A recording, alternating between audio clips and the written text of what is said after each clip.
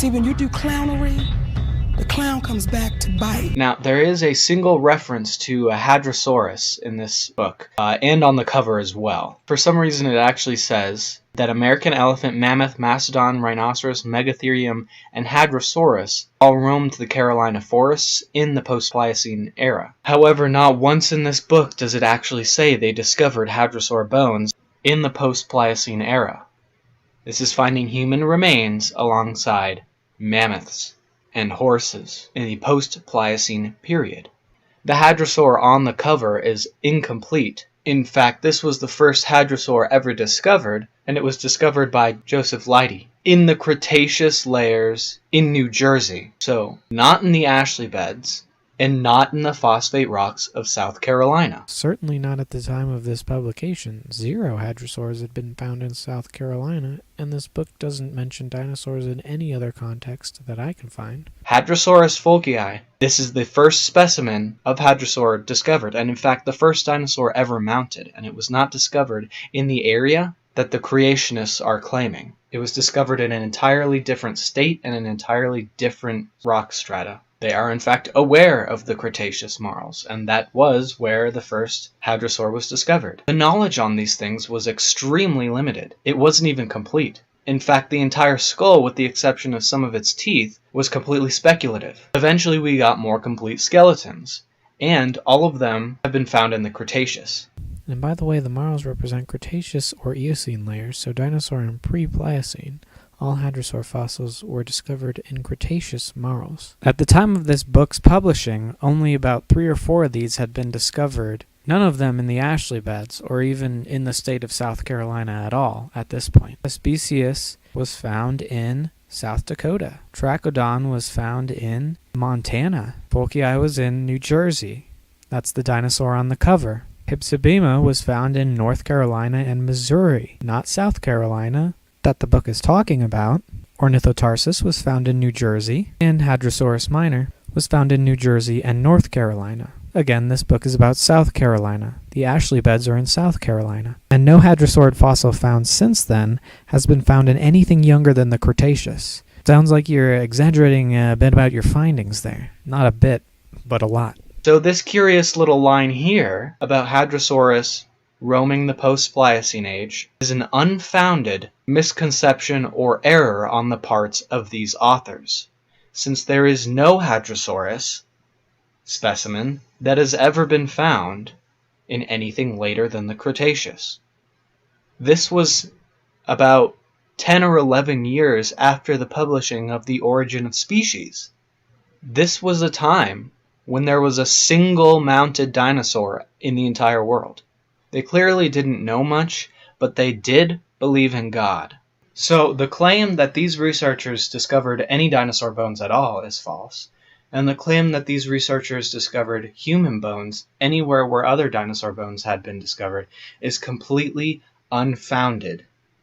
And all of the other research shows conclusively that they were found stopping in the Cretaceous era. That dinosaurs are found no later than the Cretaceous. And all future specimens have been found in the Cretaceous, just like the specimen here, which is why we now believe that they went extinct in the Cretaceous. Wow, what a concept. Alright, that's about all for now. Alright, that's about all. Peace. I have thoroughly debunked this idea that the Pliocene finds were found in the same layer as the Cretaceous finds, even though they are stacked on top of each other in the same general area. They are not in the same layer. They are not in the same elevation. I guess you guys can't think in 3D space. I know Neff can't. I know Neffy definitely cannot think in 3D space. Yeah, it's astonishing. What's astonishing is your idiocy and the fact that you will continue to perpetuate these lies even after I've thoroughly shredded them. That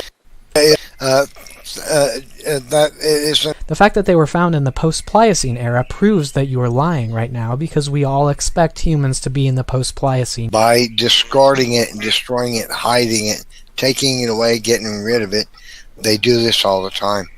come they kept the lower jaw then, liar? And it ran out to the Paluxy tracks of the human and dinosaur fossils in the numerous layers, various layers. There's 2 layers of it in the Paluxy riverbed, and with a crowbar, and began smacking on them and banging on them with a crowbar.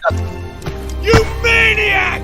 As for this claim of destroyed evidence, this was an accusation against Glenn Kubin, and he debunks this accusation himself.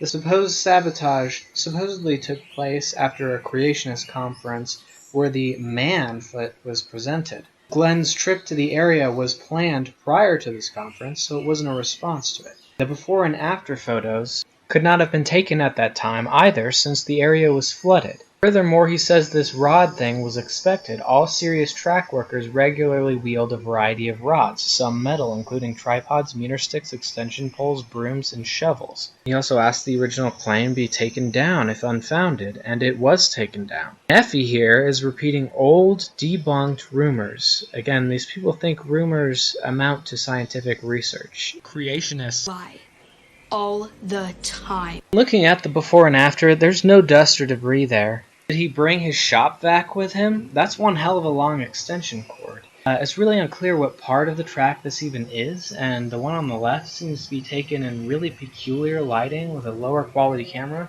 The human foot shape itself appears convex or flush with the ground, not concave like a track would be. That's indicating it's just part of the filled-in part of the dinosaur track. Around the 4 irregular toes, it just looks like it's erosion. There would have been no need to destroy these tracks unless you think that the thing that made it was evolving from man to dinosaur and back again while it walked. Seeing as most of the tracks in this line are 100% dinosaurian, and the ones that look kind of human-shaped, they look like they just have 3 filled-in dinosaurian toes. And that's also the reason that all these supposed human prints are always inside other footprints or in the line of dinosaur prints, because they aren't human. If they were human, we should see some of them going outside the dinosaur footprints and continuing on and continuing to be human. But we don't. We only see them discontinuously as part of a clearly dinosaur trail or as anomalies inside other dinosaur footprints. We don't see any of them actually on their own trail. It's pareidolia. And knowing this footprint had been documented, destroying it would have had no consequences, and a professional researcher would know this.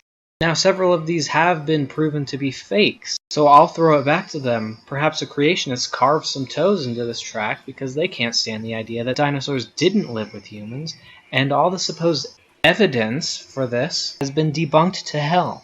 Congratulations, you're a failure. What you do have is a book with no mention of the word dinosaur at all, but human remains found alongside mammoths. But the creationists say it's humans found alongside dinosaur bones. What's the golden rule of creationism? Creationists Lie all the time.